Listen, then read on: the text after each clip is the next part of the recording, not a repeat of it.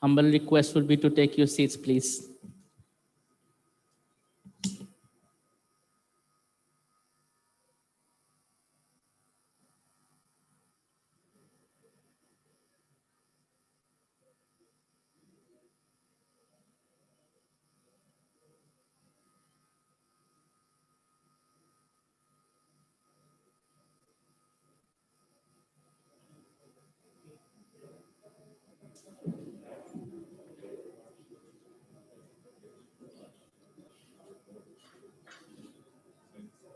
Let me take us to our session 3. I'm inviting you all to join us in our session 3 of today's conference, which is Rohingya City on the Hill. Session 3 is focusing on camp life management. So what we will do, I will give a short introduction to the panel in a few minutes. And then there are really, I would say, some veteran researchers of the field who will be speaking about different aspects of camp life and management for Rohingya population living in Bangladesh. I was remembering actually a poem called Campe by Jivanananda Das. I'm sure some of you may have read this poem. And the poem, as it is from Jivanananda Das, it is, as elusive as possible. The poem, as much I remember, that it did not tell us anything about camp life, but the poem is called Campe. Now, I would like to bring an analogy with this poem to our panel. We are trying to understand lives of Rohingya community who are, because of, say, bad timing of history, bad timing of geography, caught up in a very complex situation. And we are actually trying to understand that situation. In order to understand, if you look at the conference program that has been chalked out, I should add that the whole conference is, of course, is the brainchild of our Dean of School of Liberal Arts and Social Sciences, Professor Imtiaz Hussain, who has been, I would say, driving us for 12 months now and driving us towards the high quality, to achieve high quality in our teaching and research.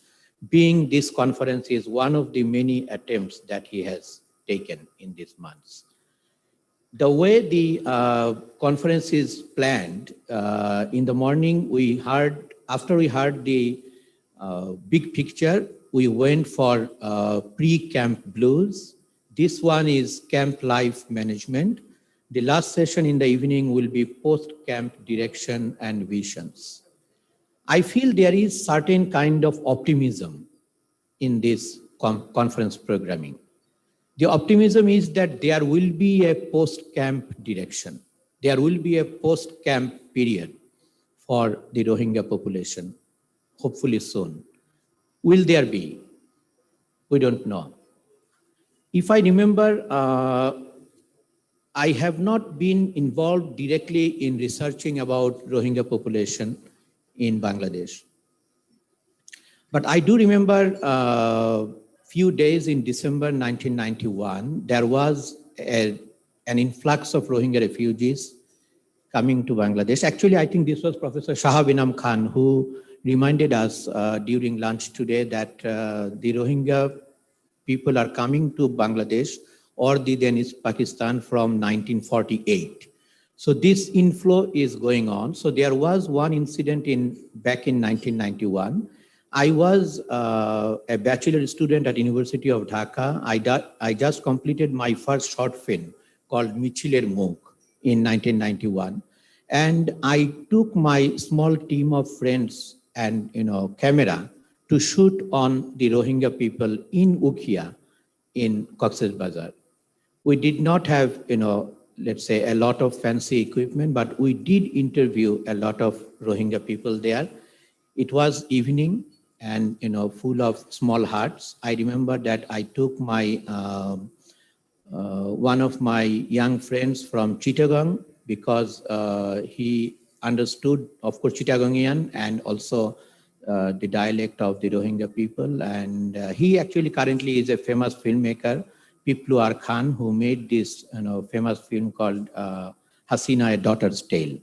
So anyway, but what I mean that I still vividly remember those, small hearts, those people, their voices. Sadly, I did not complete that film that I started back in 1991, but probably this is a, high time that I go back and revisit that. So with that, I do want to go into the session that we have in hand. I did tell you that we have a truly, a number of big name speakers. We have Professor Shahabinam Khan already here on campus with us on site. We have Dr. Meghna Takarata, who will be joining online. Dr. Maru Factor, Ms. Raisa Rashika, both of them are here. Ms. Saba Moin from the World Bank, she will be, I think she already joined us online. Mr. K.M. Murshid from BRAC, he is already here.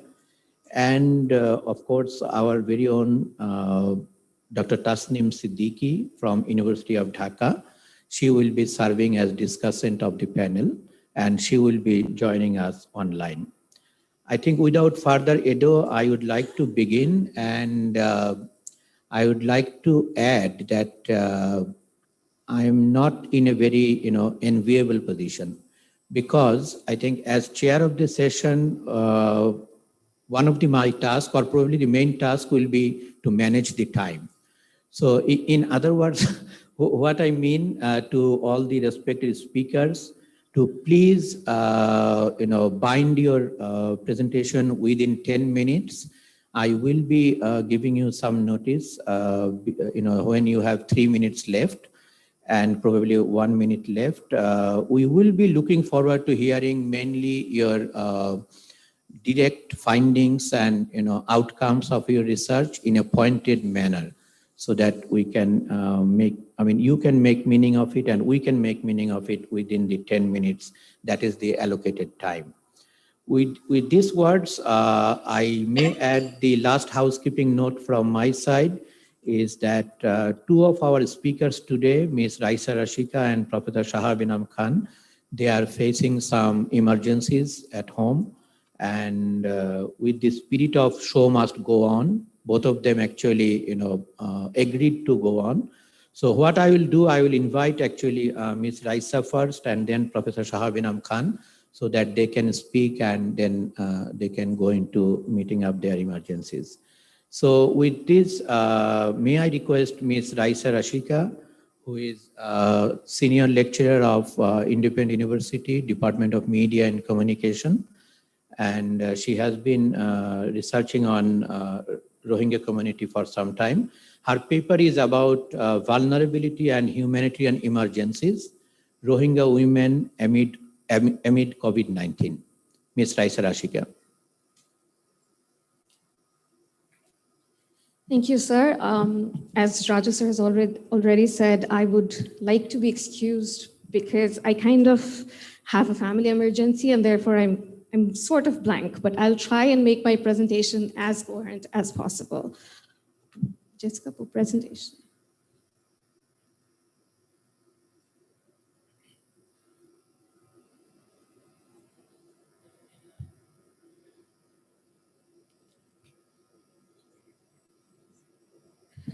Thank you. So my presentation basically is, as you can see, the title, Vulnerability and Humanitarian Emergencies, Rohingya Women Amid COVID-19. So being refugee itself is a humanitarian emergency, and then there's the pandemic, that's another humanitarian emergency.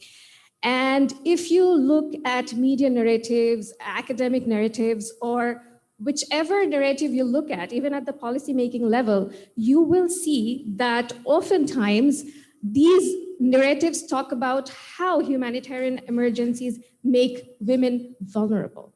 So my research actually explores Rohingya refugee women's experience with situations of COVID-19 through the lens of vulnerability. For that, what I hypothesized is that vulnerability is not something that is created within the context of humanitarian emergency. It is there since birth for women. What happens is that humanitarian emergencies exacerbate those vulnerabilities. And that was my hypothesis. With that hypothesis, I used Martha Feynman's framework of inevitability of vulnerability, wherein she questions the social and legal system that makes women vulnerable, and says that unless you address those social and legal systems, you cannot really hope to find a solution to the vulnerability that we say has been created by humanitarian emergencies.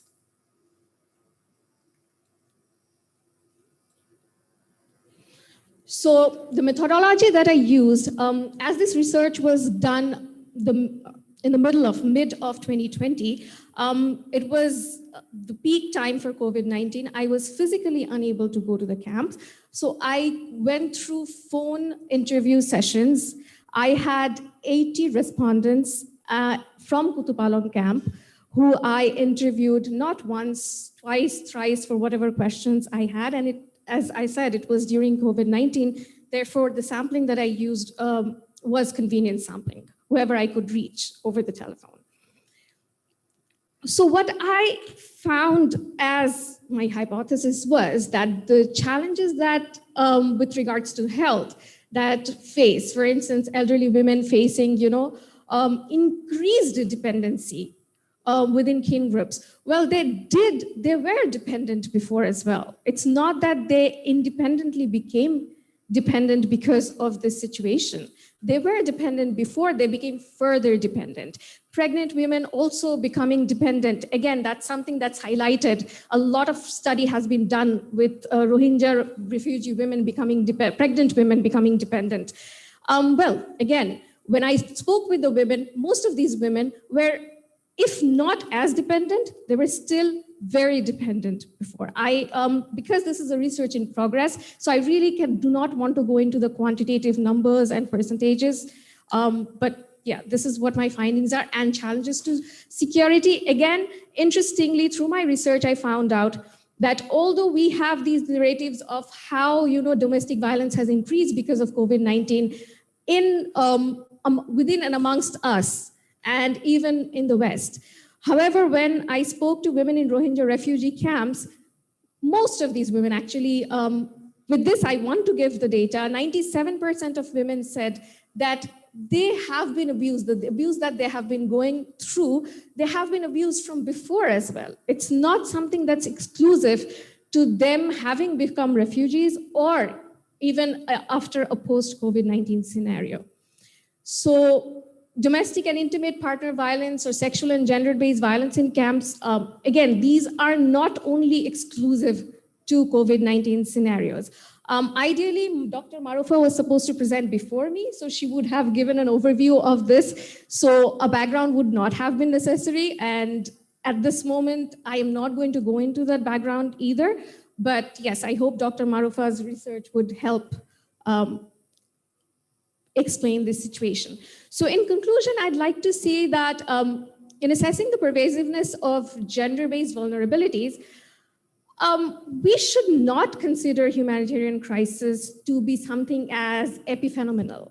It is something that is not episodic, it is not sporadic, it is something that happens.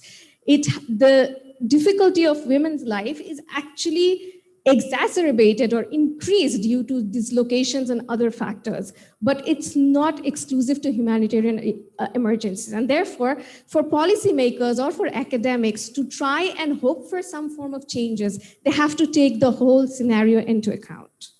Thank you.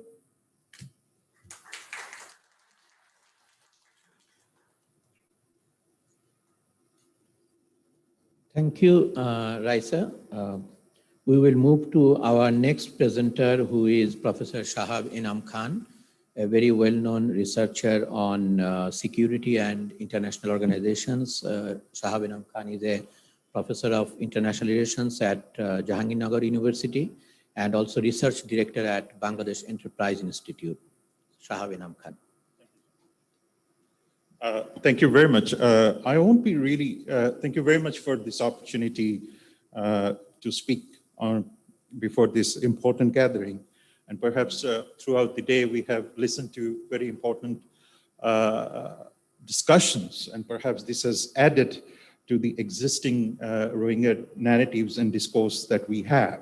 And perhaps when I was listening to some of our colleagues, particularly Niloy, Nomi, and others, they have actually talked about how we need to really make sure that we understand this whole genesis and the construction of the whole idea of Rohingya identity and leading to the how state responds to that to be from the very comprehensive point of view. Now, today I won't get into the too much of historical or the theoretical interpretation of this particular crisis phenomena, but perhaps few things I'm going to discuss is one, what are the new narratives that we should include into our discussion, which has largely been missing in our own discourses. The second thing is why religion has suddenly become one of the factors that I wanted to discuss in this particular platform, because how this plays into the very core of this crisis, and perhaps the future lies in understanding the political economy of religion and security, how they're interlinked in the camps. So when I talk about the security, when I talk about religion, please bear in your mind that this will be focusing on the camps only, not in a generalized term, including the greater Rohingya population beyond the camps. Now, let us go back to one very important finding. The very genesis or the very population that we see inside the camp has one very interesting characteristic, which is they're highly Deobandi oriented. Now, when I say Deobandi oriented, what does it mean? It means there is once, which I will subsequently discuss, back in even the 19th century and the 20th century, you had a plethora of religious coexistence starting from Sufism, Naqshbandi, to any other traditions, including Salafist. Now, what you have seen over the past 100 years, systematically, these growth of different tolerant versions has actually become squeezed. And that's where the main problem is, whether, although we haven't seen much element that would say that these people are becoming radicalized, perhaps while there is not so many indicators that testifies that they will be radicalized, but there is also a risk of translating them into violent entities is essentially should be discarded. Now, I looked into the declassified documents, those came out very recently, and particularly I would start with the common one, of course, that we often refer to International Fact-Finding Mission. It's a report where essentially they identified that the Burmese constitution emphatically recognizes or gives special position to the Buddhism. So which means the state is now embarking on a very selective method of bringing religion into its military civil society interface. Even if you look at the report, that also talks about the dehumanization of Rohingyas, and which essentially led by, if you read the report, led by radical Buddhist monks, organizations, several officials, influential figures, and so, asking for boycotting any types of Muslim entities. Now, there is a slight change here. It is not Rohingya, it is the nomenclature of Muslim consent.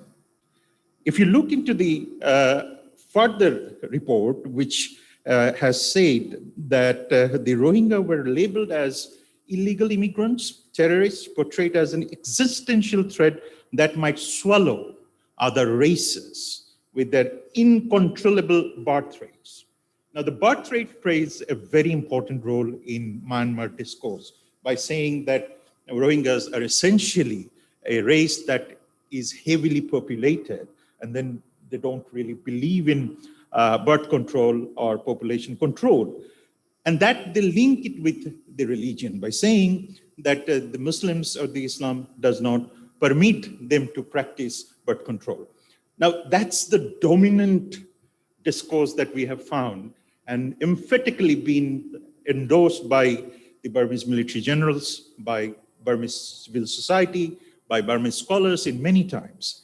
And we looked into the data published by Myanmar itself, which shows that the Buddhist population percentage essentially remained between 87 to 89% between 1973 and 2014, whereas Christians from 4.6% rose to 6.2% during that period, which means there is a significant growth. And for Islam, it has remained within 3.9% to 4.3%, which is not a significant growth at all. So that particular linking with religion and the birth has become one of the important narratives in Myanmar's side. Even when we looked into the camp, what kind of population do we have? We certainly have a Christian population, we certainly have Hindu population, we have Muslim populations, but the problem lies is that how do we see this asymmetry or symmetry between different religions inside the camp? Now there we see some sort of intolerance coming in. Where does this intolerance come in?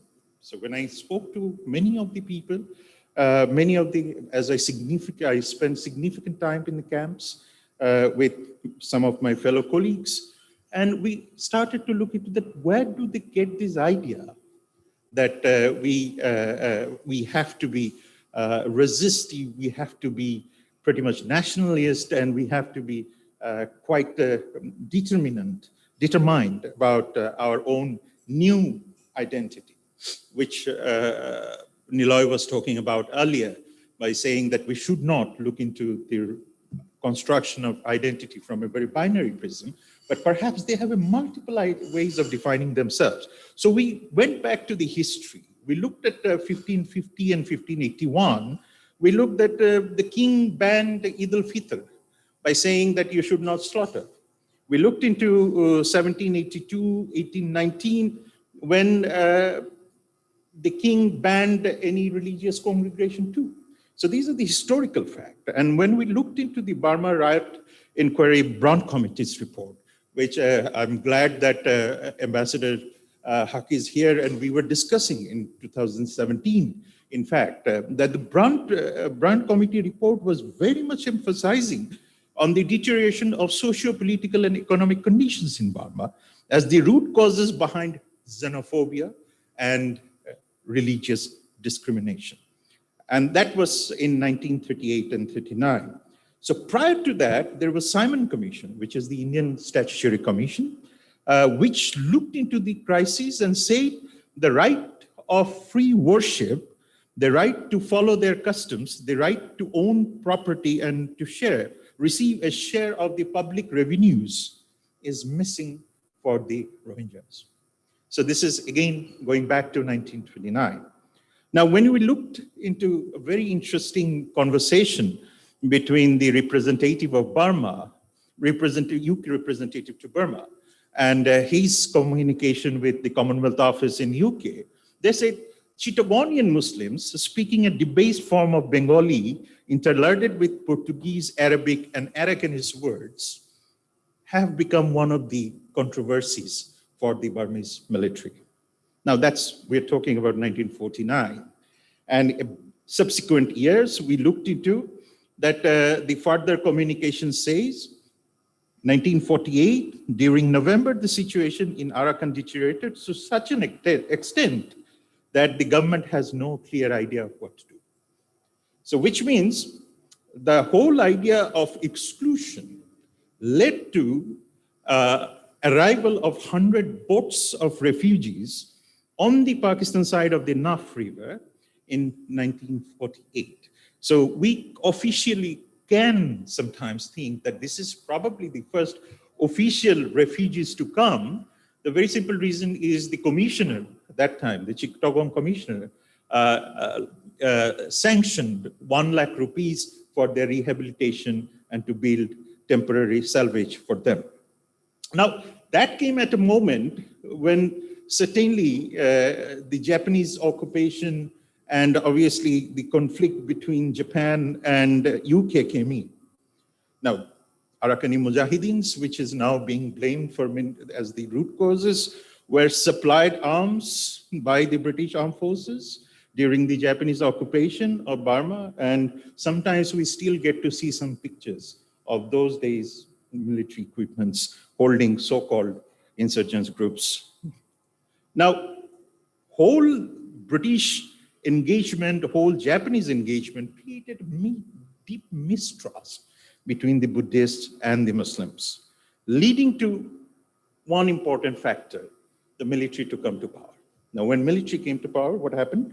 Essentially, they started to again introduce new legal and policy instrument, which is structurally dislodging the Rohingyas, then the Indians, and then obviously what we now consider as Muslims. What happened during that time? When this dislocation was going on, structural readjustment was going on. The first victim was the Rohingya population as at large. After that, we looked into, is it the only Muslims in Rakhine being thrown out? Very interestingly, no. There are Muslims in Kachin, Muslims in Yangon, and Yangon is still practicing some sort of Sufist religion. Then what happened to these people?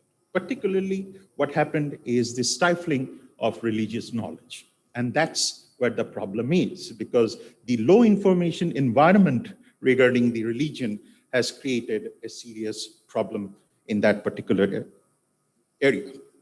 Now, where does it lead?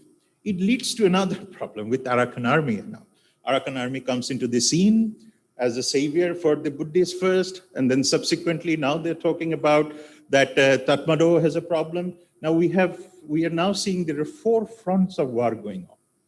Low intensity, where you have Arakan Army as a party, where you have Rohingyas as a party, where you have non-Rohingya Muslims as a party, and very importantly, Buddhists as a party. So fighting against one entity, that is Tatmadaw. I was listening to the very recent statement by Arakan Army leader Tun Naing, blaming the international community for that. Now, this is a new dimension comes in by saying that whenever there is a Muslim dislodge that happens, the international community happily accepts that. But what happens to the Buddhist in Rakhine has never been addressed by international community. That was immediately picked up by the Buddhist monks and started to say, yes, this is a problem. And they want the international community to go. Now, with all this situation, we started to look into the ICs and Dabiq. ICs publishes, Dabiq, AQIS publishes their own document where they have started to capture the very plight of the Rohingyas. This is where the very interesting thing, the Somalian Al-Shabaab comes in. Even the Al-Shabaab is now saying that we need these people and we need to help them so that they can come and stay with us. Now, when we looked into all these new dimensions, some old dimensions, and here we looked into what kind of NGOs are working in the camps.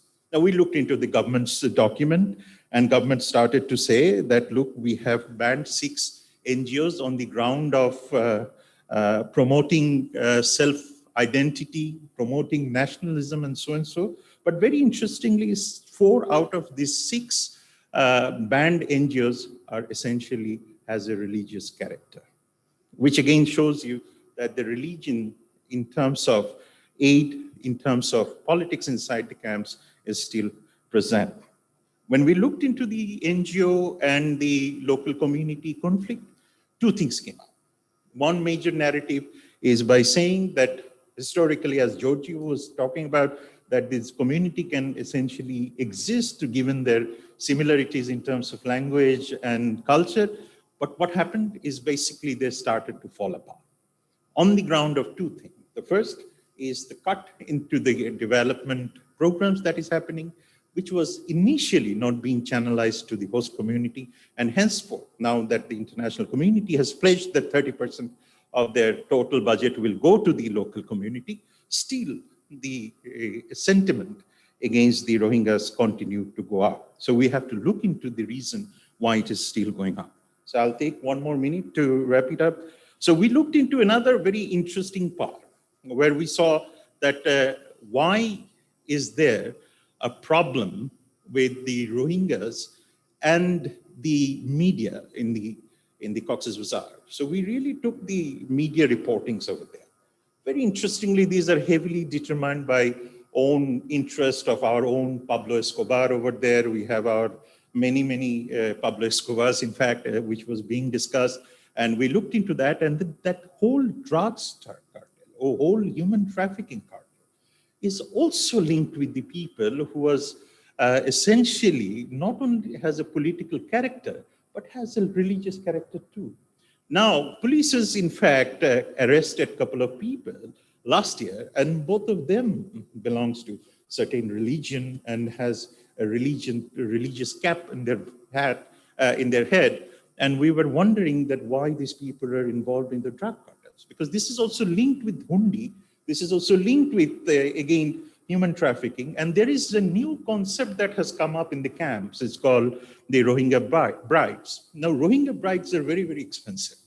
Now, when I use the term expensive, because you have seen in the boats, and in many of the boats, we have found very young girls going to Malaysia. And why aren't they going to Malaysia? Because the very simple reason is the demand for Rohingya wives are increasing. And when you look into the diaspora also talks about the Rohingya wives, talking about Rohingya brides, and the brides are young. So I was in the Dharavi. There is a great slum in Mumbai. It's a Dharavi slum. And it is also the biggest brothel in India. And one of the prime thing I wanted to do over there to understand that how these people go to Middle East. The very interesting cartel is boat. They go all the way to Cochin, Calicut port. From there, they go to Dharavi. From Dharavi, they go by containers. Now, when we looked into that, and where is this demand coming from? Is it only the sheikhs in the Arab countries, or who? Again, we looked into these people are landing in the hands of either the Bangladeshis or they're landing in the hands of the diaspora.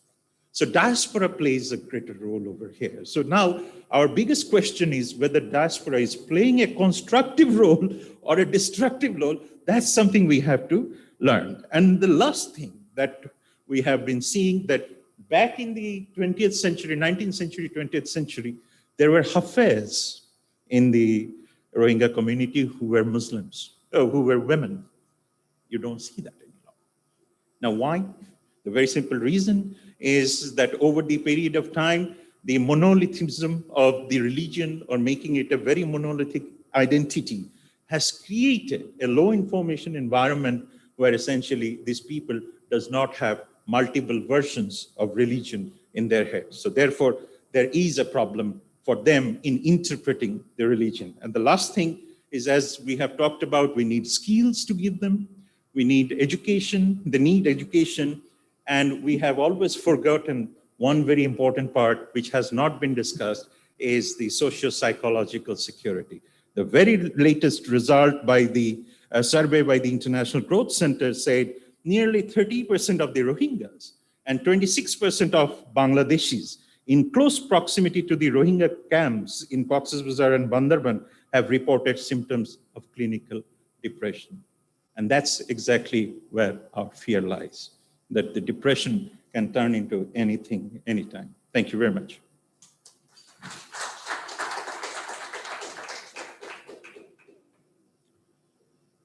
Thank you, Professor Shahabinam Khan, for a very illuminated presentation. And based on his research in the camps, in Rohingya camps, his paper was about the political economy of religion and security. Let me move to our next speaker, who is none other than Professor Meghna Takarata. I think she doesn't need an introduction. I will very simply say that she is one of the most well-known professors of University of Dhaka. After teaching at University of Dhaka for 22 years, she left for Research Initiative Bangladesh, an organization which researches the marginalized communities of the country. And she has been in many research projects on South Asian politics, gender relations, and all this. I only mention one publication of hers, which is the Bangladesh Reader, which she co-edited with Willem van Schendel, published from Duke University Press. I'm sure many of us are using that book in our classes. So let me welcome Professor Meghna Takarata. She is joining us online. Thank you. Thank you, Chair, for this very kind introduction. I'll go straight to the talk presentation because we don't have so much time. This particular work, which I am presenting, was actually done very early 2018. So just when the 2017 influx had come in. So it was at the early stages. And we did along with a local NGO, we did a series of focus group discussions with women in the camps. And our focus was women because in August 25th, when the recent influx of Rohingyas came in through the border areas, there were about 52% of women numbered of the whole population were women, Rohingya women. And this is often untouched by policymakers. Can we go to the previous slide, please, before this one? The previous one. Yes, thank you. So before, this was actually the issue of return or issues of citizenship, justice, where women's voices were not to be found. So that was why we wanted to go, although it seemed quite premature at that time, we wanted to go to the women with these three issues in mind, that what they thought and what their perceptions were on return and on citizenship and justice. Next slide, please. Next two slides, yeah. Another slide, next slide, yeah. Thank you. So these are basically the landmarks. No, previous one, yes. This is basically just pointing out the landmarks in forced migration from Myanmar, because we know it's not a new thing. This 2017 was because of the clearing operations of ARSA, as is stated by the Myanmar government, but we've been having this. It's just an indication that and currently the registration of the refugees have included previously existing Rohingya populations as well. Next slide, please. Yes. On issues of return, we found several narratives. There are narratives of the Bangladesh government, Myanmar government, international community, and especially refugees, especially women refugees. I'm not going to go, no. Shall we stay on the return? I'm not going to go into details on the issues of Bangladesh and the other Myanmar and international community, because they're more or less well known. Bangladesh government, just to state that there are three discourses. Had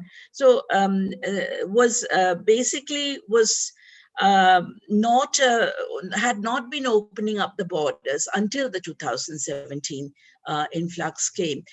Basically, they had adopted the issue of non-refoulement. That's true. That is, you cannot push a refugee back.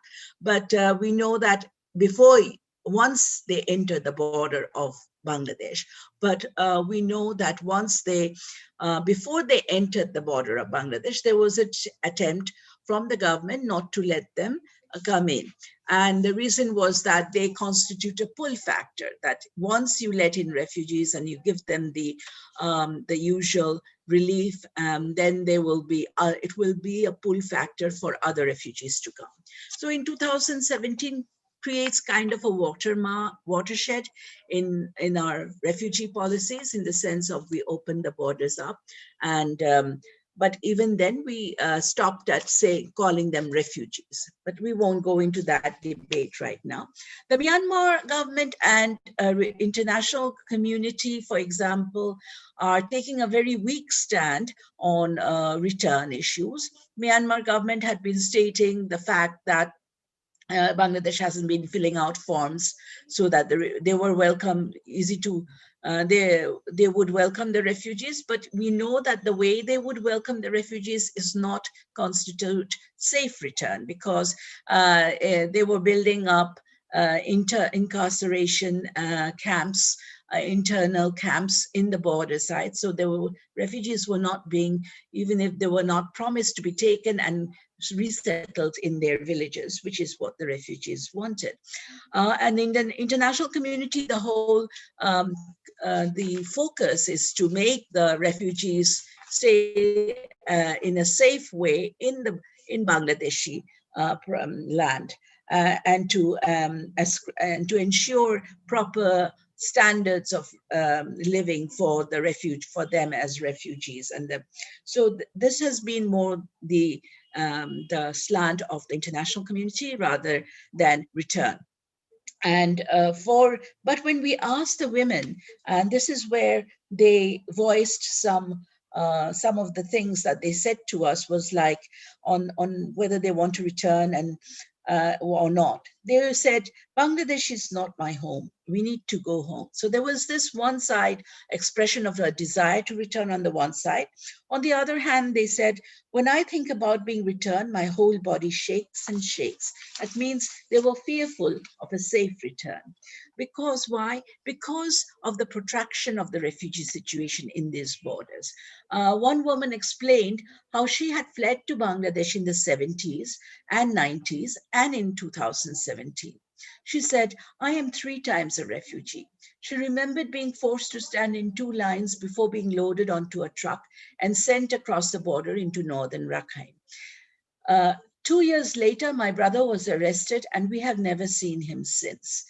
The Rohingyas refugees were closely following developments in repatriation, but policies are often taken without taking them into consideration and their lived realities. They do hope for a eventual return. They said they were deeply distressed of the temporality of the situation. And one of them expressed a very strong desire to return home, because I want to see my children get married in Rakhine and have my body buried in Rakhine land. So, but others are more pessimistic. They say, if returning is possible, why hasn't it happened till now? Next slide. I will skip basically the other sides, which is about security. They were also concerned about the security of the Rohingya boys and men who have been arrested in Myanmar, and closing the camps they were insisting on closing the camps in central Rakhine, as well as allowing Rohingyas who remained in northern Rakhine to work and move safely. So these were the conditions of return they made. On citizenship, we know that the underlying condition of their fleeing, of their loss of citizenship in Myanmar itself, was the enactment of the 1982 Citizenship Act that caused the disenfranchisement of Rohingyas there. The law had denounced them as resident foreigners or Bengalis, and they were not included in any of the 3 categories mentioned by the law. Although in Kofi Annan's commission, this has been the issue of citizenship of Rohingyas was central to its recommendation.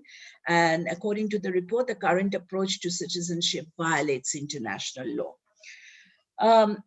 In Rakhine, and the women refugees told us how they perceive entitlements. In Rakhine, people would tell us, you are only here for a short period. In Bangladesh, they also tell us you are only here for a short period. We are invisible in Burma. We have no identity. The element of belonging was especially emphasized by them. They said that for us, what it means for us to be citizens is to being treated as same as other ethnic groups, being allowed to practice their religion freely, having the term Rohingya accepted and used, being provided with citizenship documentations. And they could not understand why they could not be called Rohingyas in Burma or in Myanmar, because they said, here in Bangladesh, we are called Rohingya. The world calls us Rohingya. Why in Myanmar are we not Rohingya? And on rights and freedoms, they state that, look at the Bangladeshi families, how beautiful they keep their homes. They can send their children to school, watch them become full adults. Instead, we have uncertainty all around us. The other aspects that, of course, I have said was, and Shahab also pointed out the issue of mental health. And that was crucial because many women describe themselves feeling hopeless and unable to smile again. Many women live in Parda, and those over age of 12 do not spend much time out of their shelters.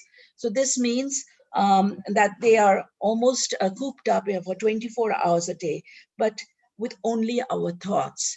But we know there were many young adolescent girls there, and they have, of course, been going to school or been educated in some form or the other in Myanmar, but here they have not had that issue. Shall we go on to the next slide, please, which is on justice. Now, we know that the ICC has brought up the issue and has been trying it on the UN Special Advisor on the Prevention of Genocide, urged the International Criminal Court prosecutor Fatou Bensouda to consider ICC's recommendation of opening an investigation, which they have, and they but of course, Myanmar has resolutely rejected the ruling from ICC, because Myanmar is not a party to the Rome Statute, but Bangladesh is. However, from the point of view of the women, how do they perceive justice is more important for us. There are two quotes which tells it all, really. And one is, our souls already died in Myanmar. We came to Bangladesh only with our bodies. And another person said, all my family died. I also died in my soul. My soul also burned. But they do want, they refer to the recognition of their identity, that underlying the justice cannot mean without accepting their identity as Rohingyas. They should accept us as Rohingya. They were accusing us that we were not from Myanmar. They should never say it to us again. We should get that kind of justice. This is something that was in the testimony of the ICC. So basically, in conclusion, we can say that it has become standard to talk of durable situations in the international refugee discourse. And yet, as the above evidence shows, such solutions are hardly ever based on the ground realities and perceptions of refugees themselves, least of all those like women, children, or minorities whose voices hardly ever reach our ears of our key decision makers. Even when consultations with refugees are held, they usually have to do with managerial issues which relate to their existence as refugees in a host country, never on more political issues of return, citizenship, and justice. Yet women, who is in this instant forms the majority of refugee population, have well-defined views, opinions, and imaginaries of solution that are both grounded and relevant. It is about time that national and international stakeholders paid attention to incorporating their views into an overall strategy and address the need to build and transform their agencies on political issues of return, citizenship, and justice that form the root of their problems. Thank you.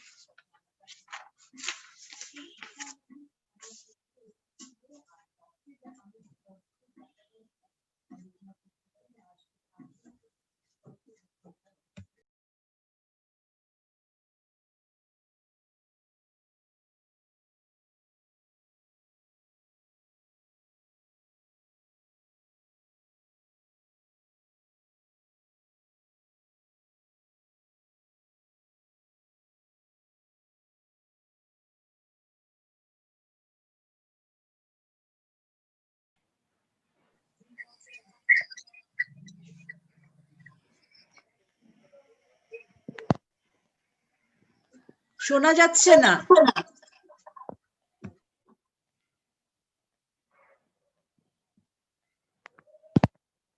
Hello,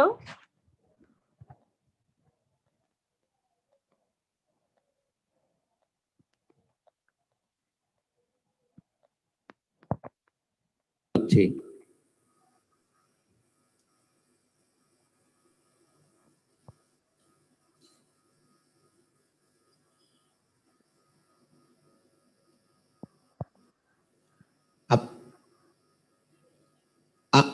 আপনার প্রেজেন্টেশনের জন্য আমরা অপেক্ষা করছি। Sorry, are you waiting for me to start? Yes, yes, please. Oh, okay, thank you. Thank you. I'm very pleased to be invited to this extremely esteemed panel of speakers today. My presentation is actually a little bit different from what has been presented so far because a lot of it talks about very kind of excellent research that has been done, and your findings are extremely important. And at some point, we would also like to sit together and have an opportunity to talk more about your findings. What I'm going to be speaking about mostly in today's presentation is what we are doing in Cox's Bazar as the World Bank. And I'm going to kind of narrow it down to one project, which is the Health and Gender Support Project in Cox's Bazar district. There are other ongoing projects that we have on infrastructure development within the camps and outside in the host population as well, and on social protection issues, and as well as on education within and outside the camps. Addressing gender-based violence in the DRP camps and in the host population is the topic of my discussion today. And I would like to add that, the first series of bank-funded projects that we had in Cox's Bazar addressing the DRP or the displaced Rohingya population focused only on the camps.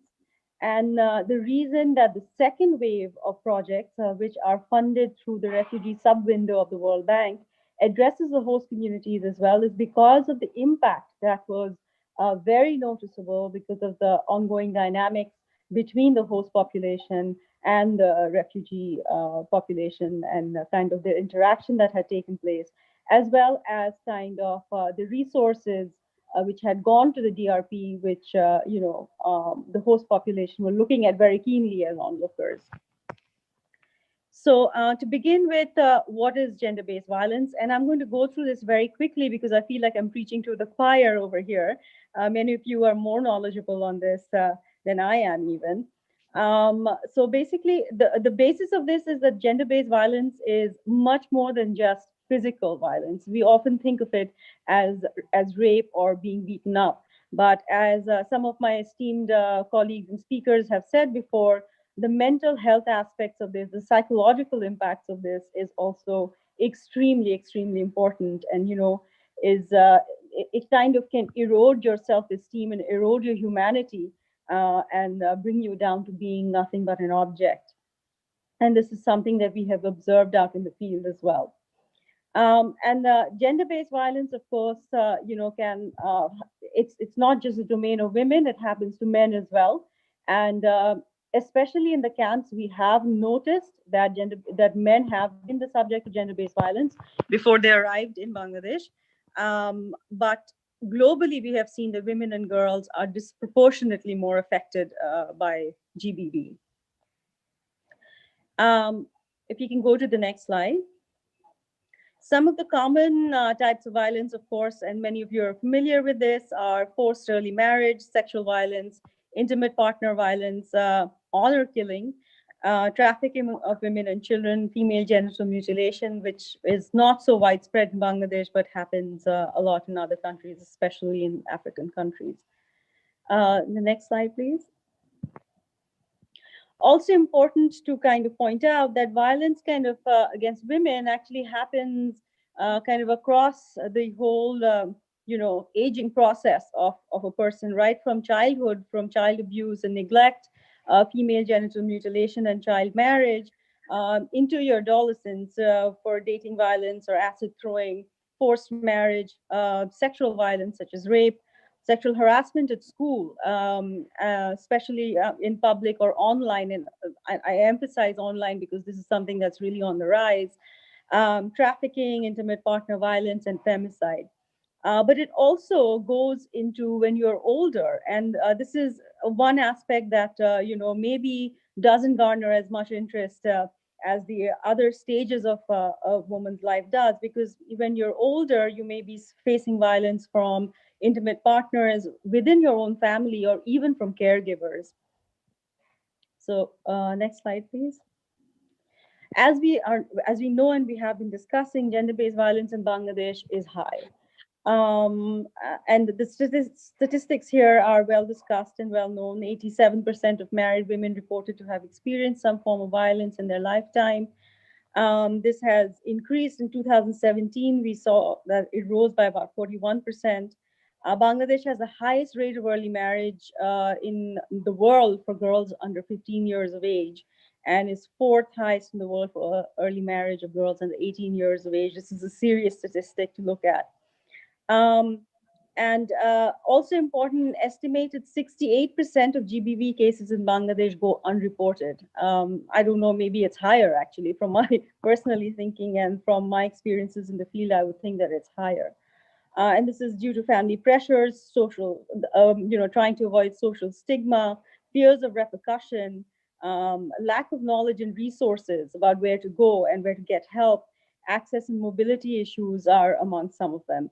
And fear of repercussion being, one of the main things that I have seen in my experience that women don't like to come forward is a lack of proper and adequate shelters, because invariably, if you go and file a complaint against your husband or your in-laws, there's a big chance that you will not be able to return to your marital home. So where do you go then?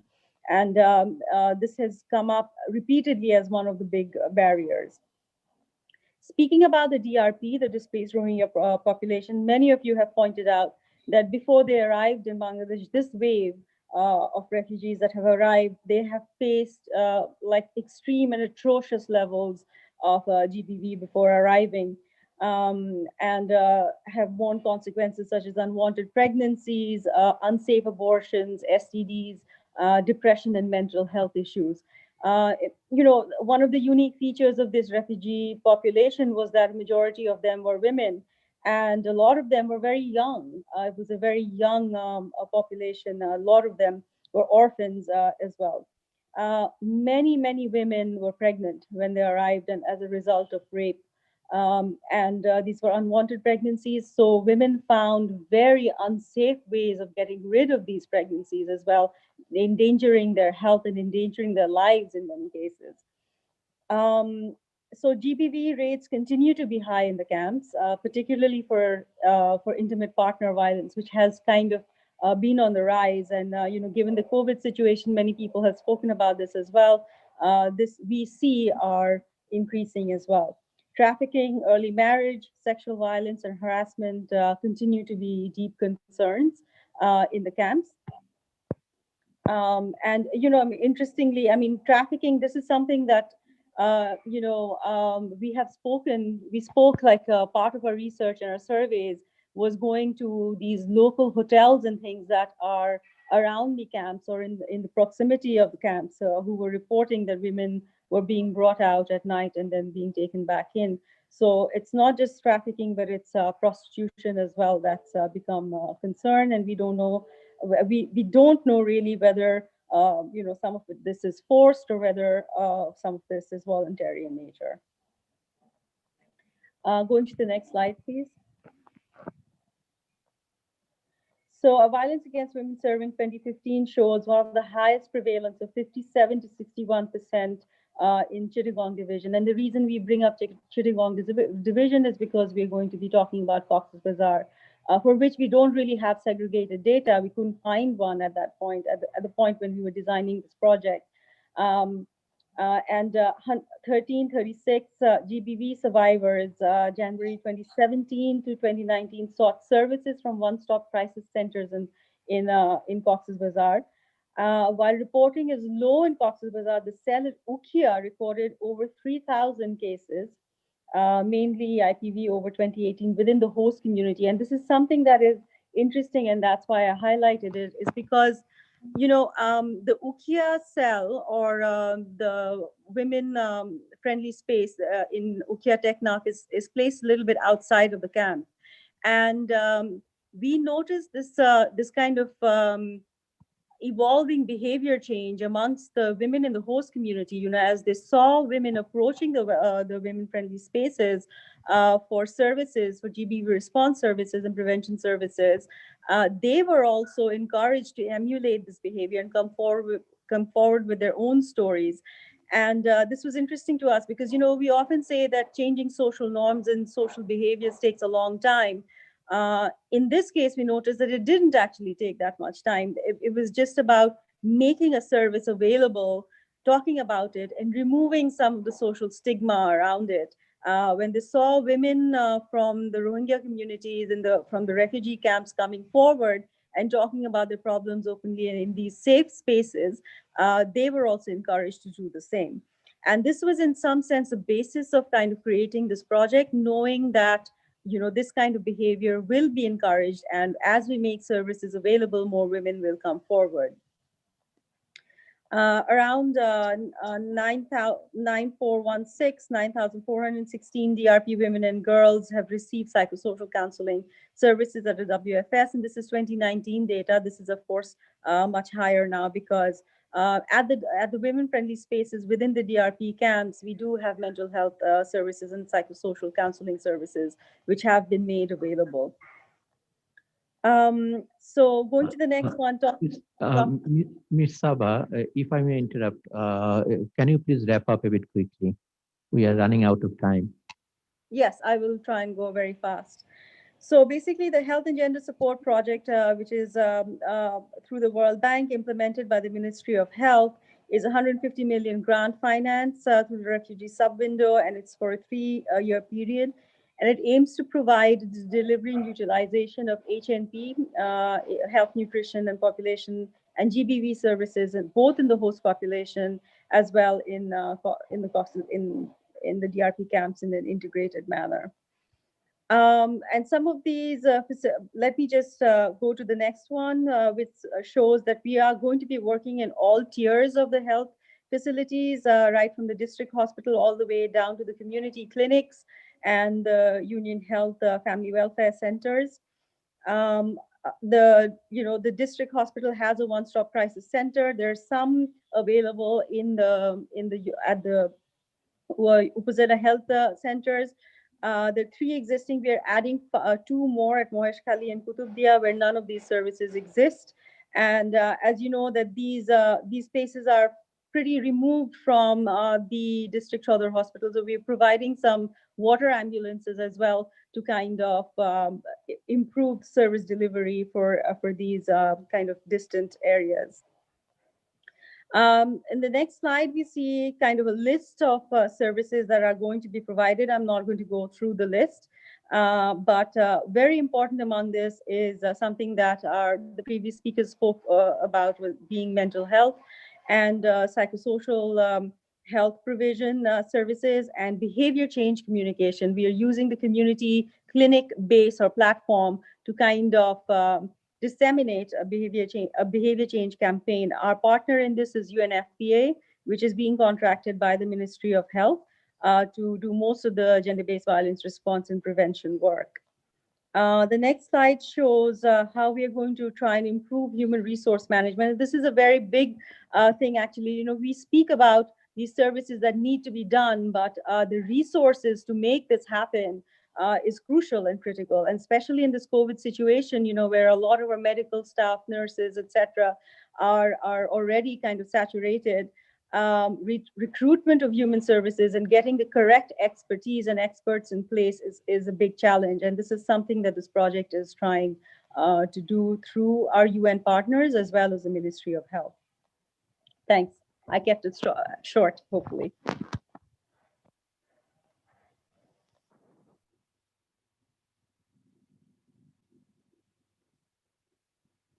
Thank you, Ms. Saba Main, and we are moving to Mr. K.M. Morshed, who will be presenting on Humanitarian Development Nexus in Practice. the case of Cox's Bazar. Mr. Morshed is a senior director at BRAC, looking after advocacy, innovation, migration, partnership, and technology. He has been a policy expert and policy advisor for Government of Bangladesh as well as UNDP. So let me welcome Mr. Morshed.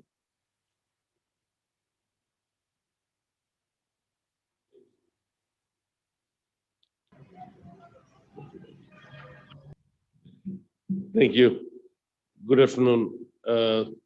It's a great opportunity to share some of the perspective on this. I would say one of the global buzzword in humanitarian discussion, the humanitarian development nexus. It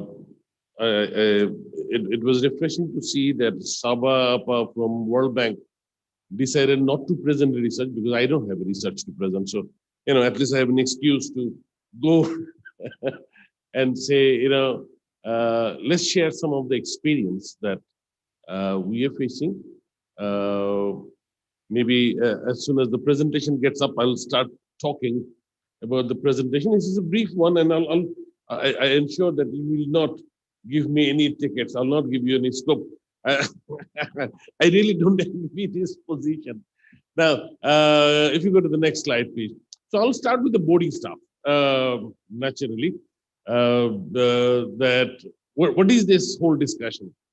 Why suddenly this discussion of humanitarian development nexus become one of those development fads in modern humanitarian discourse?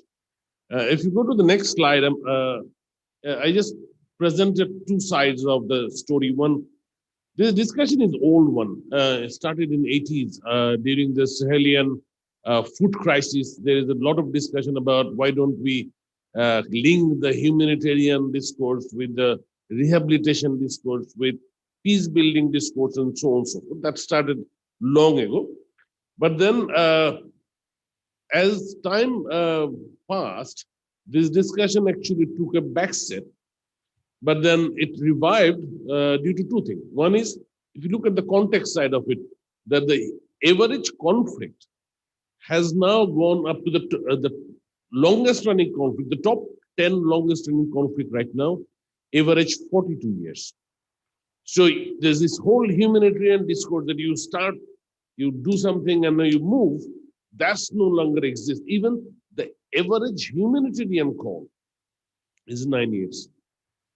And if you look at SDGs, SDG specifically talks about people in distress, humanitarian need, and actually, if the the indicators for the refugees are not met, Bangladesh may not meet the SDG indicators. So this has become a new, I would say, new call for all the countries to look into the human development of the refugees who has taken refuge in our shores. And then finally, in the World Humanitarian Summit in 2016, which was maybe one can term as a watershed event where this whole discussion took a new shape. Everybody talked about collective outcome to connecting human development. So they're basically saying everybody should work, and where everybody, by this everybody, UN basically meant the UN agencies, but then we interpreted collectively with UN agencies, NGOs, all the development actors, government should work collectively to achieve joined up goals. And then this whole discussion of new way of working, one of those UN term invented for this summit. And they talked about that, why can't all the agencies do and reinforce each other, especially the government system, anticipate a crisis and transcend the boundary. In fact, if you go to the next slide, this is the exact quote from UN Secretary General's call to transcend the humanitarian development divide. That was the big call that everybody wake up to. And this discussion took this new prominence, if you may.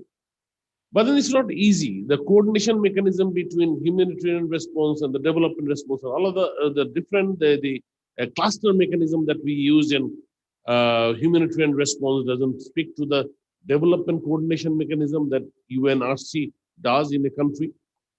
Organizations, some organizations only do humanitarian, others do development. They don't speak to one another. Their standards are different. Spears guideline is the be-all, end-all for humanitarian actors, whereas development actors talks about a lot of different approaches, including community-based development that organizations like BRAC promote. We have donor split. You have even within EU, you have EU and ECHO. ECHO deals with humanitarian, EU with rest of the development, as if these two are different.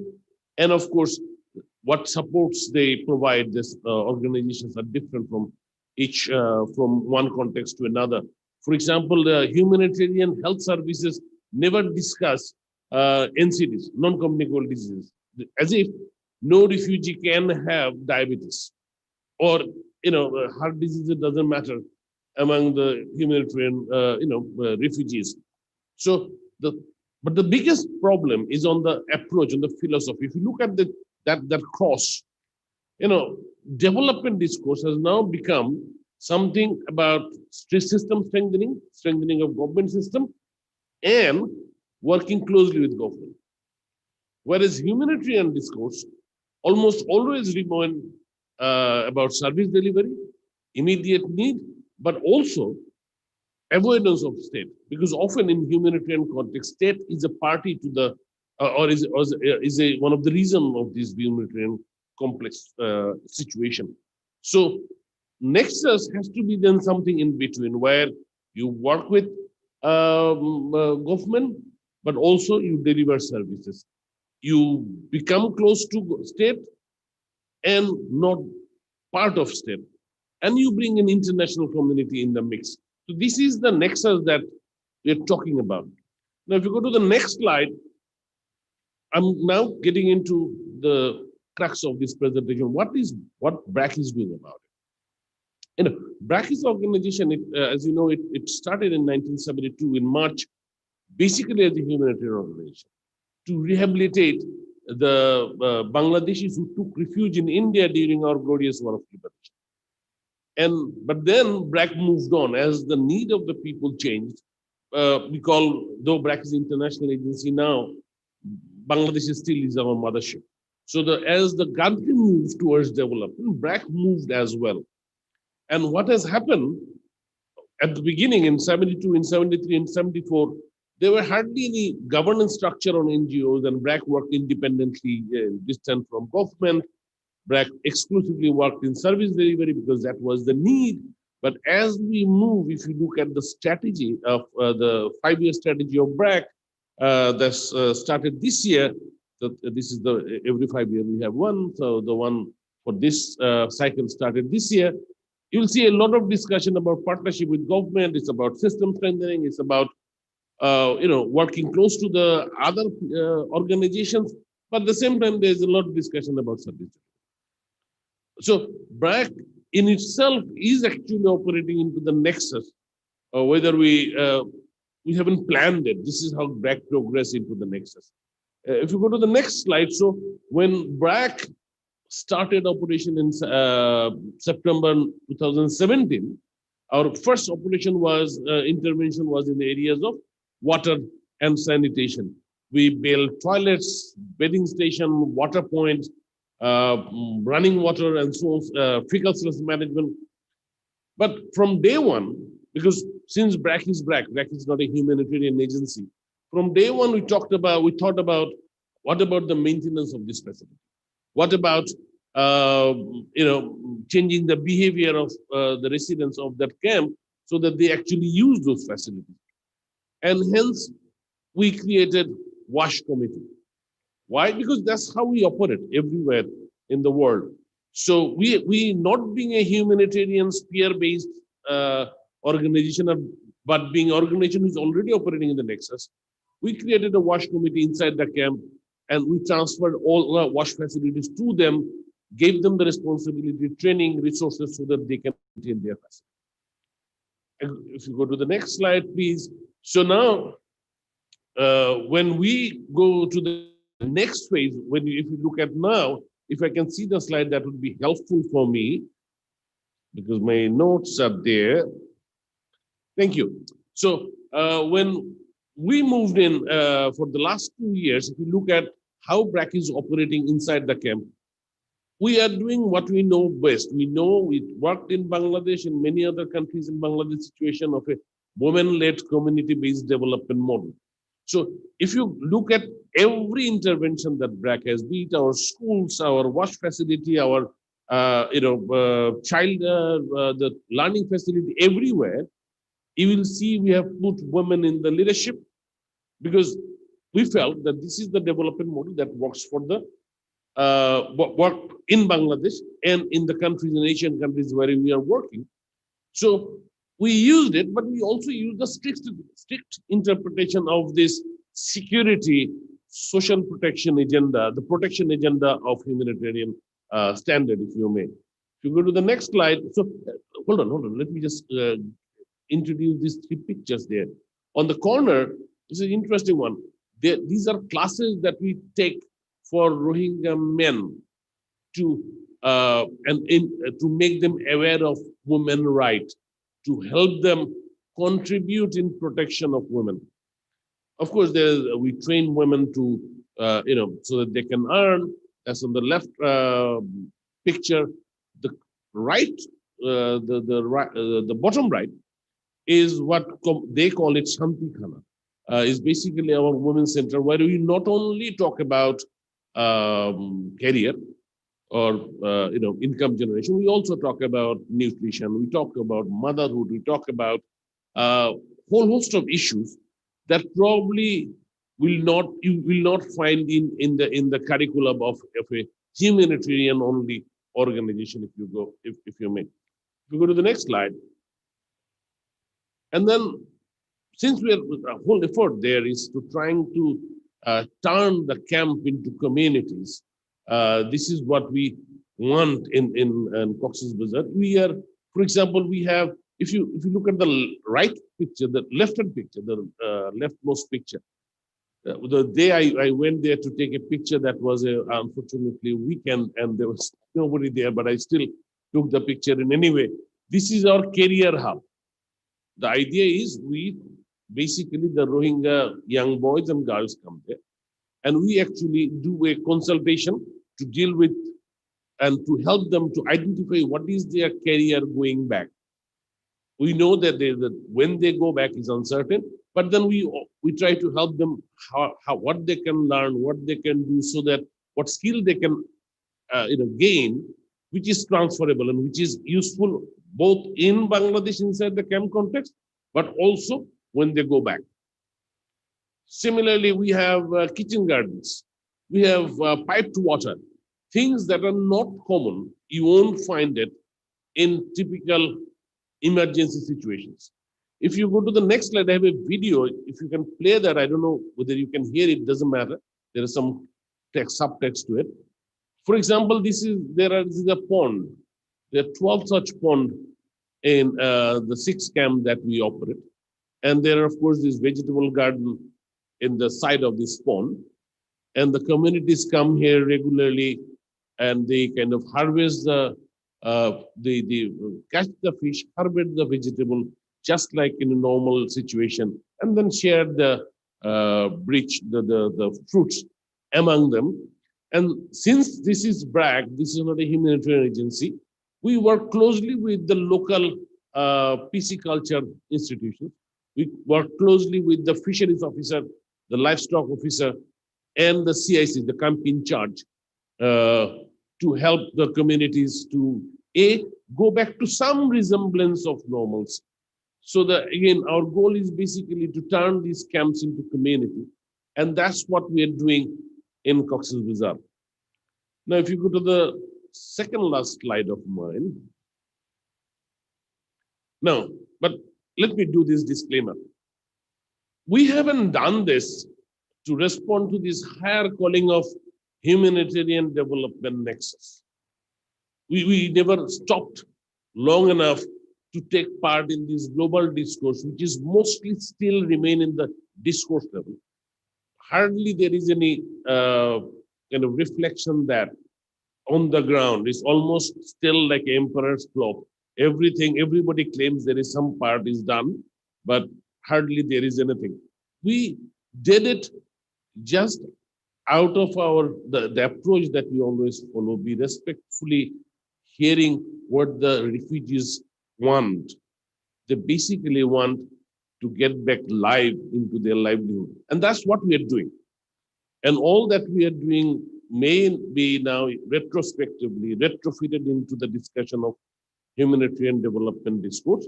But what we are doing is we are doing everywhere else.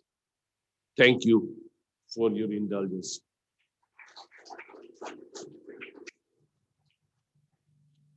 Thank you so much, Mr. K.M. Morshed. I am glad to report you that we are going to listen to the last speaker for this session, and immediately after that there will be a remarks from the discussant, and we will be probably closing the session. So last speaker is for today Dr. Maru Factor. Dr. Maru Factor is an assistant professor in Global Studies program at Independent University IUB. She holds a PhD in political science from University of Bremen, Germany, and her research areas include women's political participation, among other topics. Since we are running out of time, may I request Ms. Maru Factor to go for a very short presentation. Thank you, Maru. Thank you, sir. I can understand, being the last presenter, you have a lot of responsibility on your shoulder to wrap up the program. Actually, after Ms. Saba Moin's presentations and also after the Morshed Bhai's presentation, it's difficult to go with my topic that I will be talking about the institutional response limitations. But I am, with due respects to all the humanitarian organizations that those are actually involved in the camp situation and serving their responsibility, with due respect with them. But I just wanted to pay attention to my question, which is how much, can you go? Yeah, how much did the existing, or how did the existing institutional response address the barriers of multiple forces of inequalities, which might have implication in reducing SGBV? So from the earlier presentations, there is no argument about that there is no gender-based violence are happening within the Rohingya community. It's a social problem, and there are multiple inequalities and discriminations within the community exist that actually expose to a large number of women and children or young women to the camp situation, exposed to the GBV risk. So my question is, how much the institutional responses by the humanitarian organizations are able to address those risks? My argument is definitely that the gender-based violence results from intersecting of multiple forces of disadvantages and inequalities, which is operating at the individual level, community level, and societal level, that impacting men and women differently. And also this gender-based violence stems from the beliefs, norms, and attitude and structure of the community that somehow promoting or somehow tolerating the unequal realities, such as the power relations between men and women. So with that argument, with that conditions, my paper actually arguing that we need to address this, in order to address this multiple forces, you need to have a multidimensional and intersecting approach that is not only responding to the sexual gender-based violence, but also aims to mitigate this from within the camp situation. So while my field trip to Rohingya camp, I actually identified, of course, these are not the new things. We have already heard from the Saba Moin's presentation, but based on the interaction with the community people, with the Rohingya women, and also with the international communities, there are multiple forces of inequalities and discriminations that can be seen within the community. Definitely the social culture orientation, which is backed by the religion, which sees domestic violence, wife beating, or polygamy a common phenomena. So this, even the women are not even seeing them as a crime. Conditions of the camp. Of course, their mobility are restricted. They have lack of economic opportunity. That also giving a kind of feeding into this kind of a frustrations within the male Rohingya community that is also causing spousal violence or domestic violence. Third, the women's identity. Women have a multiple identity. In the morning, we have a presentations where we talk about Naomi. Dr. Naomi spoke about the Rohingya women's status as a refugee. Of course, they have also a status of a stateless, being displaced. Also, they are also identified as single young girl. Some women are orphan, and of course, widow and divorced. This identity also exposing this large number of women who are actually mostly 50% of the 50% of the Rohingya communities are exposed to more sexual and gender-based violence. Lastly, the social and cultural stigma taboo. Many researchers have been identified that there's a low numbers of reporting or documentations of the incidents in the camp because the women as well as the community people do not feel comfortable to report those incidents. So this kind of a taboo or social stigma, or we can say family traditions or values, also restricting the international communities to intervene and kind of providing support to the victims. If we look at the responses, of course, my finding suggests that to a large extent, focus on safety net services and emergency basic needs as a part of the prioritized responses to the crisis. So international organizations are mostly looking at, of course, this is a huge demand of safety net services and daily to address the daily needs. Of course, somehow they are only focusing mostly on that two aspects. If we look at but they certainly have extended the support towards the sexual and gender-based violence. But if we look at their responses, it can be divided into two phases. First is immediate humanitarian responses, which is actually after the outbreak of 2017, which target mainly the basic needs support and basic health care. Of course, they have some programmatic interventions that I have identified. I'm not going details of that that supports, but for just a few examples, like some of the organizations, humanitarian organizations have established a women-friendly space. That is a wonderful initiative because that is giving the women, especially the victims of gender-based violence, coming up and sharing their own stories, a kind of helping them to forget their past experience. So this is also a wonderful experiences, but it's important to look at how long we can provide this kind of support if this type of incident still exist within the camp. Like we have seen the Sabamon's representations that gender-based violence is commonly happening within the community. And the second, we can see the humanitarian, the slide, please. The second, we can see that it's a post-emergency responses, which actually started from 2018 onward. Of course, it covers healthcare and psychological support on top. As we have seen the Morshad Bhai's presentations, they have some skill development training and also women empowerment program, such as training on sex education, life-saving skills, writing signatures, and are a few very significant one. The second one that I would like to highlight, the male-targeted GBV prevention program. It has been started, but I would like to point more attention to this, that is in order to remove those power imbalances or inequalities within the society, it's really important to target male Rohingya communities to bring that change. Okay, so far from these international or existing institutional interventions, we can see are yet to target the multiple intersecting discriminations and power inequality that increase gender-based violence possibilities. the multiple discriminations that I have identified with my second slide.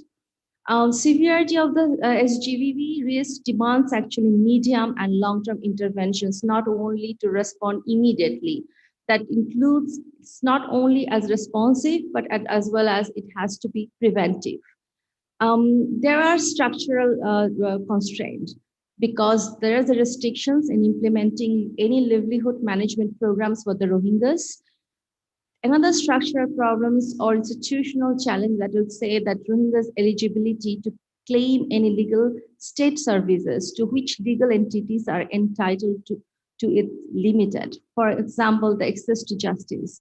This is also very important if you want to actually prevent gender-based violence. Third, management related, like all the service providers can carry out the services up to 4 p.m. in the camp. So what we really do not know what happens and how after that, when the service providers are not being in the camp. Most of the incidents are actually happening after that, after when the service providers are not anymore in the camp.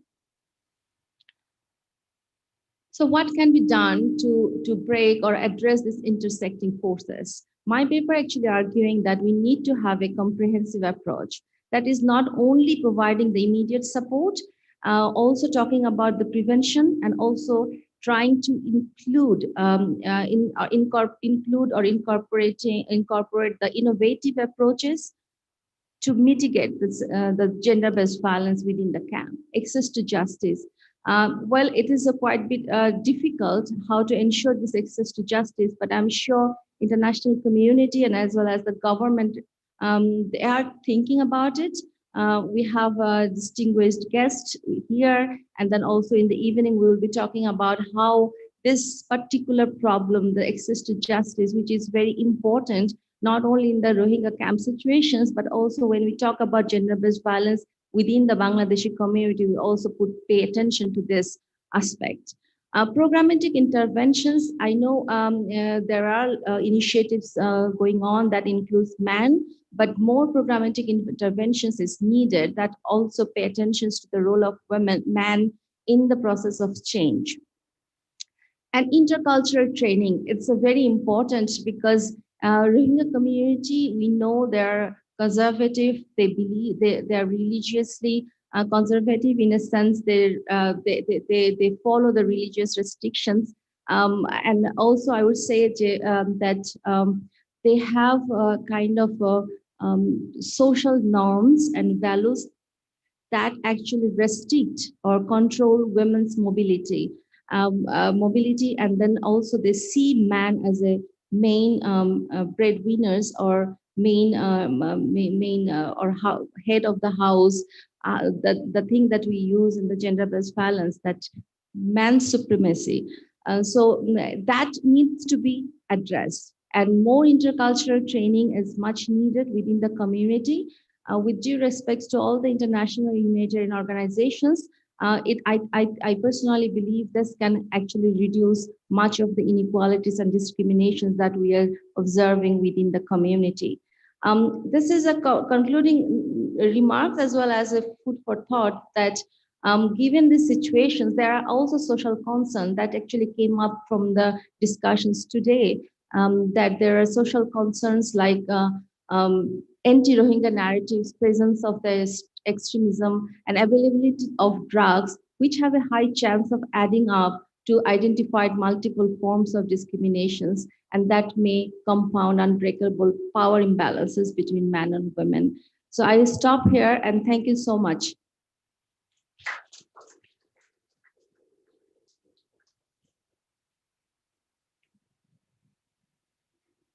Thank you so much, Marufa. With Marufa, we do close all our speakers. So we will be going to Professor Taslim Siddiki for some last remarks on the topic that we are dealing here. I'm hoping that with Professor Taslim Siddiqui's comments, and then we will have another 10 minutes or so for question and answer, and hopefully within 20 minutes or so from now, we would be able to wrap up this session. Professor Taslim Siddiki is a leading researcher of international and internal migration, as well as climate change adaptation and migration. And of course, she is the founder chair of RAMRU, an organization which has played a pivotal role in bringing so many, issues related to migration in the public sphere and in policy discussion. So let me welcome Professor Taslim Siddiki.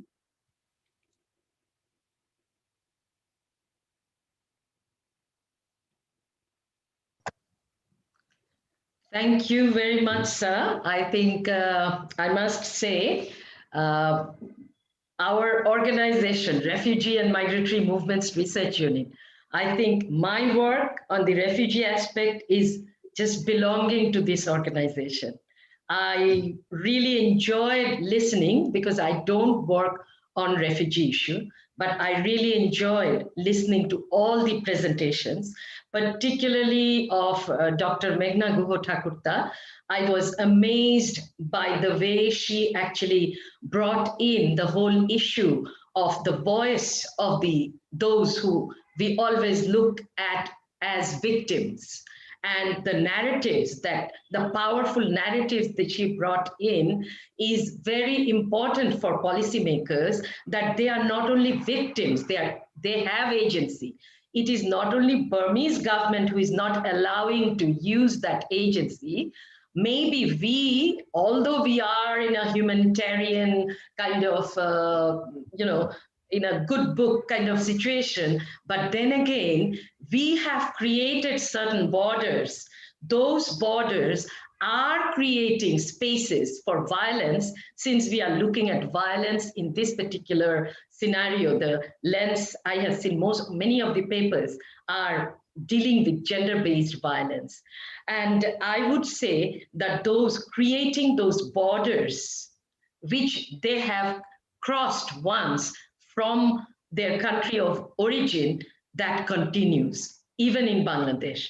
And of course, managerially, developmentally, negotiation-wise, our government, civil society, international development partners are doing as much as they could. But then the mindset, I would say, still remain that providing services to certain group of people who are in a way voiceless. Why I'm saying so, if I start from the very beginning, like when the issues that brought into the political arena, the issues that has been brought in by Dr. Shahab Enam Khan, certain issues he brought in, but he didn't go into detail. If you look why the population growth rate, he did mention population growth rate is not higher than any other groups in that, in Myanmar. But when Rohingyas were seen as a security threat, growth of Muslim population was treated as a securitization sort of tool. Then if you look into Bangladesh now, don't we have the same narrative? The other day, like I was in a university surrounding with a lot of teachers and everything. Main issue, some of them went to this Bhashanchor camp, and after coming back, the securitization is very much there, that population growth rate is so high. How will Bangladesh feed them? So this whole attitude, this whole bordering, this whole looking them as victim is the act of violence. And that act of violence is faced by both Rohingya men and women equally. Now, when facing that, if I say this whole issue of treating female, pregnancy as that they, so many women are pregnant. I have read somewhere that Rohingya women use pregnancy as one of their tools to protect from Burmese army raping them. So this type of agency, I do feel has to come in forefront when we provide analysis on their, violence against them. So this whole debate of violence against women or violence should be treated in the context of societal values, norms, and that societal value and norm equally treats men and women in a powerless situation, in a sort of kind of power and other type of violence, not physical, but other types of violence they are supposed to adhere. So let us come to the issue that brought in here, drug peddling, trafficking. Whenever we discuss these things, all these things are very much value laden. We never discuss who are the people who are really running these businesses. These are mostly Bangladeshis. But then again, when we talk about securitization, this particular aspect, they are like foot soldiers are brought in. When we talk about Rohingya women becoming trafficked, also then, the vulnerability victim aspect we highlight, but we hardly look into where is the political conviction within Bangladesh to stop trafficking.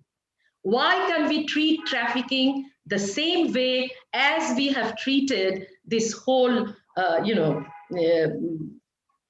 issue of what is this? The terrorism, anti-terrorism sort of action that we have taken. So many of the issues we will discuss about Rohingya refugee issue, I think at the end we'll end up looking into broader societal scenario, and unless we understand and try to look ourselves as the problem, I think violence and other things will continue.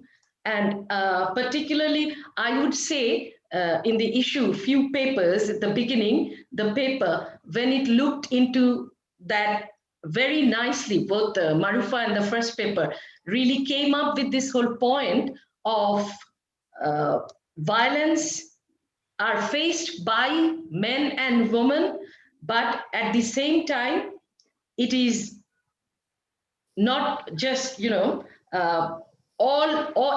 doesn't face the same situation equally. Gender, as well as within gender, age, religion, then ethnicity, everything creates the difference in the acts of violence. And I would say that is where, like, when you put more attention into the diverse effect of violence on different groups, I think that's a very good way these papers have come up in identifying. So I'll stop here, and thank you very much for inviting me.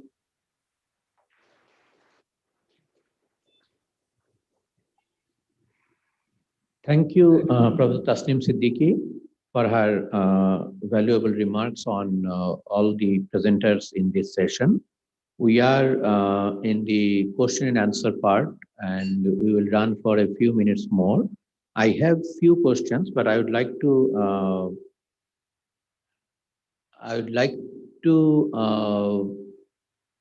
share a question with actually Professor Shahab Inam Khan. Professor Shahab, I think if you have 2 minutes, I think the question which came up is why are people from other states inside Myanmar not speaking out against the expulsion of Rohingyas? Would you like to comment on that? Why are people from other states inside Myanmar not speaking out against the expulsion of Rohingyas? This question has two dimensions. The first dimension is how the ethnicity is seen in Myanmar. The first thing is it's a Burma-dominated political structure, which is the Burmans. So Burmans have a very exclusionary policies, which is not very inclusive.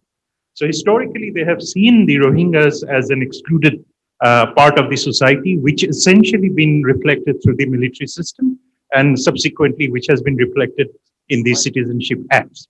So this is one ecosystem. The second ecosystem is that the society is highly polarized. Polarized in a sense, it is either highly religious motivated, which is again Buddhist nationalism comes in, or on the other hand, it is highly regimental system where the military political structure functions in. So therefore, historically, over the past century, the very idea of religion and very idea of politics has become meshed, in which again the Muslims became the excluded factor. As I mentioned, that if you look into the narratives and look into the changes from the very de-Indianization to the anti-Bengali to anti-Muslim. So these three phases of changes in the Burmese attitude towards the Rohingyas essentially testifies that there is a lesser interest among the other communities to accept Rohingyas as one of the communities. And the last point, which is very important, is that the whole social structure has a very myopic view about the state. Now, even if you look at a very socialist way of looking into the state system, that's exactly what you see in the Myanmar system as well. So the civil society is largely smaller, limited, in contrast with what we have. The democratic system that the Burmese want to promote is essentially a very hybrid system in which you see that the constitution ensures military representation in the parliament. I mean, in God's earth, you don't see that anywhere, where you see that the three key ministries are reserved for the military institutions. So therefore, you see that there is also a very power domination within the country. And another factor that we often forget, that Myanmar has been in conflict for ages. It is not only with the Rakhine, but also with Kachin, Shan, and Wa state. So therefore, all the states have their own internal low intensity conflict, and sometimes it turns out to be high intensity conflict, and for which they also takes a very, very different approaches to different ethnicities. So therefore, at the very core, it is either the Burman attitude, or we see that the mesh of the regimental society, which is largely deprived of the democratic system. Hence, we don't have any civil society voice coming up against anybody. As I mentioned in my presentation, if you remember, Yangon still has some sort of Sufi tradition alive. But if you go to the Kachins and others, you don't find any Sufi tradition alive, because that's again the mercantile society where all the economic activities are taking place. And that is also the political capital. Therefore, there is a small cut of the Muslims over there, which you don't see in many other part of the whole Myanmar. So henceforth, we don't expect to see that much resistance will come from the Myanmar itself. But the good part is there is a growing attestation within Rakhine among the Buddhists that at some point of time they have to compromise about their attitude towards the Muslims as well as the Rohingya Muslims. And perhaps that process is gradually taking place, perhaps in a very smaller way, but certainly I would consider that as a positive change. Thank you. Thank you so much, Professor Shah Vinam Khan. I think I would like to open up the floor. So if any of you have any comment, any query, can you please put it forward? We may take 2-3 comments or questions. Yes. Thank you very much. I just want to put a small question. I joined in between the sessions. I said that Kofi Annan Commission was made to find out a sustainable solution between the Muslims, Rakhine Muslims, and the Buddhists of Myanmar. And he's supposed to submit the commission report, I think, in the month of August, end of August. Why did he have to Arsa, the Arakan Rohingya, which was very weak in nature? Basically, it was formed in 2011 or 12, and with not more than a number of 300. How could this small group, armed group, if they have the military force or the police force? And before the commission submit their report, and with that the Myanmar went out for a genocide or call it ethnic cleansing. So that's a big question for me. If anyone can put some light, what was the reason for the commission? There was sort of solution to that particular commission. That's how to solve this outstanding issue between the ethnic groups. Thank you. I don't know, Mr. Morshed or Dr. Marufa, would you like to comment on this question on Kofi Annan Commission?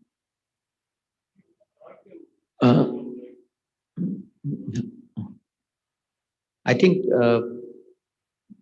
Professor Meghna Takarata, she is online connected with us. May I reach to you, Meghna Di?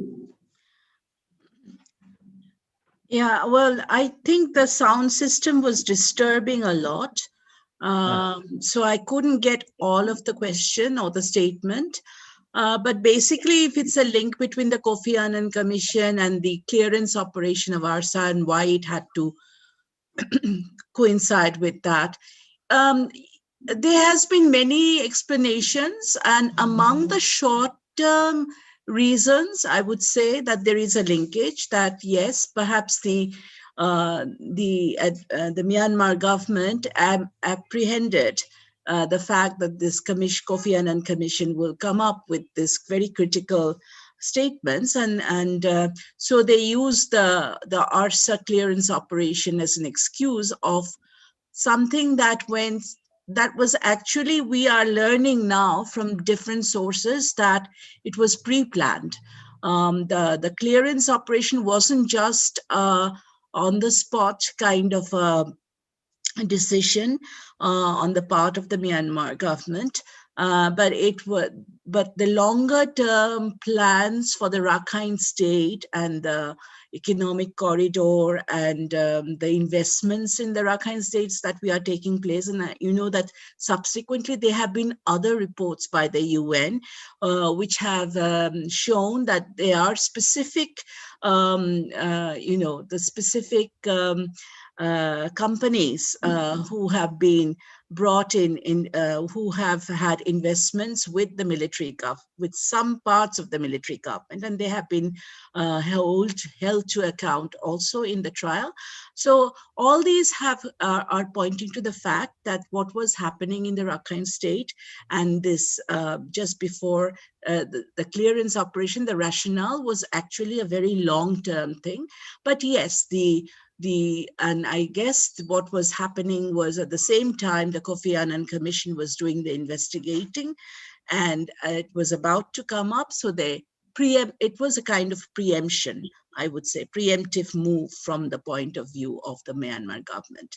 Yeah, that's about all I can say with my existing information. Thank you, Meghna Di.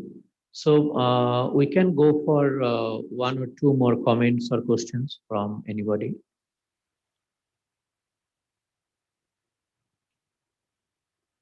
To any of the panelists, if you have any.